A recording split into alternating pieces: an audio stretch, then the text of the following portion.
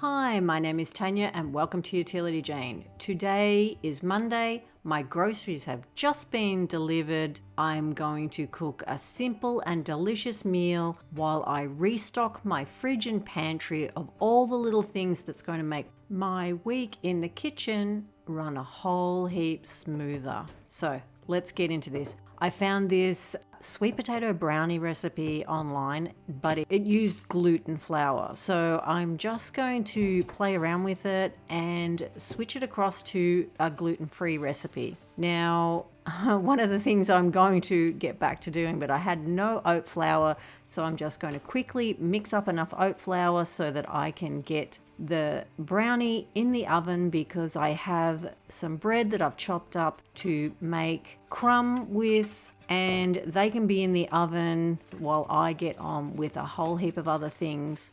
I'm going to start by softening some butter. And I've got some eggs. I make the chocolate zucchini cake and my daughter absolutely loves it. She says it's one of her favorite chocolate cakes. So trialing this was the next step. I thought we'll have some sweet potatoes. I cooked them up, mashed them down, and I'm just going to add all the ingredients together. So I've got the sweet potato, the butter, I've got some maple syrup, the oat flour. I'm not showing measurements purely because this was just me playing around with a recipe. I was just sort of adding as I went if I needed more. I've got some gluten-free self-raising flour, the eggs, some cacao. I don't use cocoa, I use cacao always. And some vanilla, a pinch of salt, bicarb soda, and I'm just going to beat that up, get that well mixed together. And I'm going to add a little bit more flour because I thought the mixture was a little too runny. Being a gluten-free flour, it does not soak up, it doesn't have the same body as a wheat flour. I've had a taste test and it tastes pretty good. I'm lining a little loaf pan with some paper. The mix came out really good actually. It was nice and loaf-like. Just flattening that out, and then I'm going to get that in the oven with the cut up bread. That's going to make my crumb for later on in the week when I do crumb chicken. Now I'm going to get back to making a jar of oat flour. All these little things I love to prep, and if make a simple meal, I get something in the oven and then I can prep at the start of the week. I know what I'm cooking because my groceries are being delivered, so I've sort of got an idea of what I want to cook during the week, and I just go from there. So I've made the oat flour, I've got a jar of that. Now I've got my dried almond from making almond milk, and I'm just blend that up. I use that as almond flour. So I like to keep on top of that. And while I'm using the Vitamix, I do all the dry things and then I go ahead and make milk. It's like if I use the food processor to do cheese, I will then go on and do other things with it because it's already dirty. So there's the bread all chopped up. This will dry out and then I will put that through the Vitamix and it makes a beautiful gluten-free crumb. And then I just love to crumb chicken. I add seasonings to it and it's wonderful. There's the almond flour. I'm lucky enough to have 2 of these jugs for the Vitamix, so I'm going to get on and I'm going to make almond milk. I do that once a week, just like grating the cheese. They're the jobs I do once a week. I have them done and it helps later in the week. So we just get 3 or 4 bottles of almond milk made, and that's good for us for the rest of the week. There is the leftover almond. I put it in a tray, put it in the oven. It will go in there later on and dry out, and then that's how I make my almond flour. So it's a full circle. Nothing is wasted. Use everything because almonds are very expensive. Now I have my sourdough starters out and I'm going to replenish the mix I feed them with. So that is brown rice I've put in there, and I make the rice flour with that. One I feed with a spelt flour and a rice flour mix, and that's it there.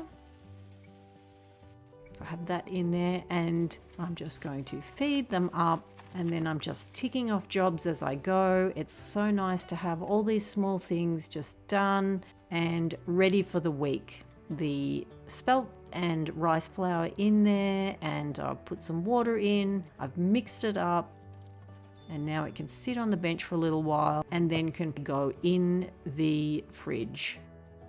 Now I've checked on the croutons again, or the bread, just so that they don't burn. This is some garlic butter I had made, I think the day before, and I put it in the fridge. Now I'm going to make some garlic bread. I love to have a couple of loaves of garlic bread. I do one whole loaf for when everyone's eating, or I also wrap up a couple of separate, 3 or 4 slices of bread and have those in there for if anyone's having soup or anything like that, then we can grab them out and it's quick and easy. Put them under the grill and we have quick garlic bread. So this one is a good one to put in the oven. I'm wrapping it in foil, as much as I do not like using foil. This is on the one occasion I do use it. So get that all wrapped up, and I put it in a old bread bag. I keep my bread bags because it's handy for things like this. And then that can go in the freezer, and that's for later in the week. I've got a little bit of leftover garlic butter that I'm going to save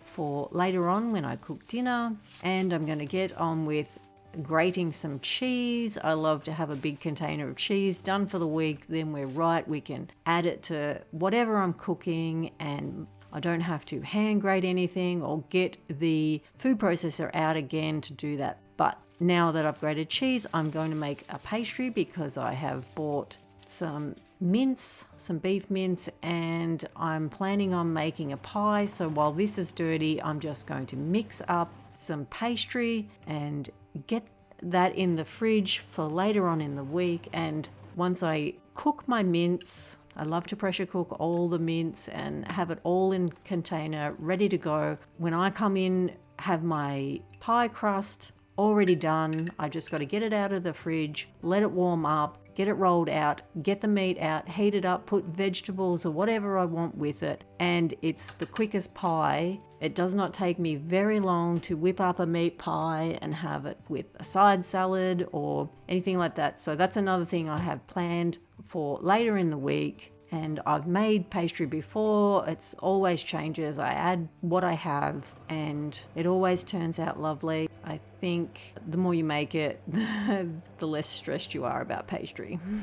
So it is quite warm, and it's like it has a lot of moisture in it because I am putting it in the fridge. That way flour and everything soaks up the moisture in it. It doesn't end up dry when I come to roll it out. So I'm just going to get it into sort of little block. I'm going to cut it in half, and then I'm going to pat that down into like a disc. When I get that out and roll that out, it is already just about in a circle. So I'm not starting from a block trying to make a circle. So it's already in the shape of a circle. I put them in a bag and I'm going to get that in the fridge so that they can go into the fridge. In that time, my brownie has come out and it smells delicious. So I cannot wait.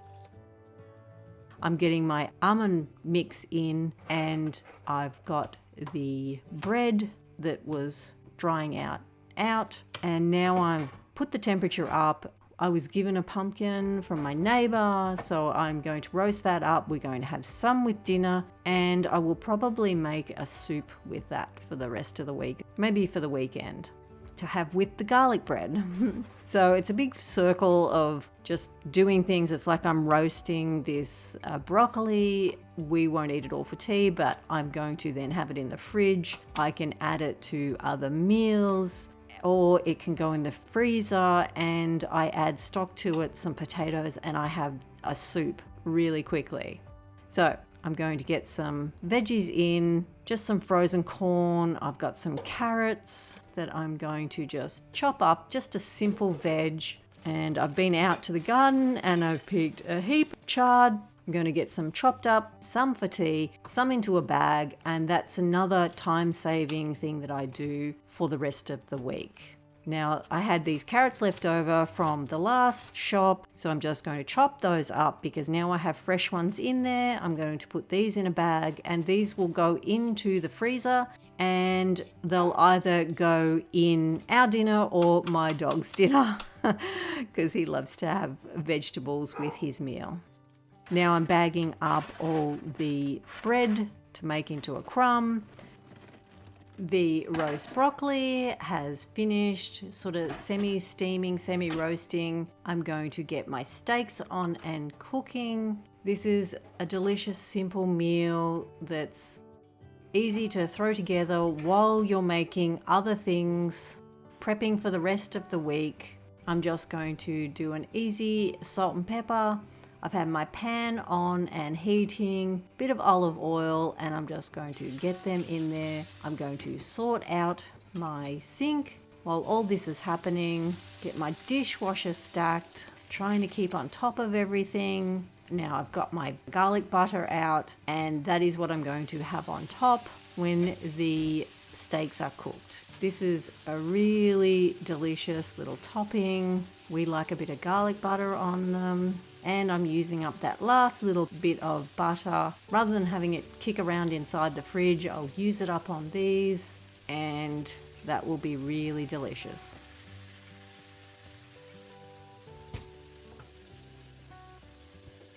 I'm getting the steak out. I've got lots of vegetables, roasted and steamed. Some of my chard, and that looks pretty delicious. I remember it was very delicious. And as for the sweet potato brownie, it is carving beautifully. It's so rich and it was really good. It's gone on the list of ones to frequently cook. Thank you for joining me today. I really appreciate your company. If you'd like to subscribe, I would love for you to subscribe. I hope to see you in the next one. Bye for now.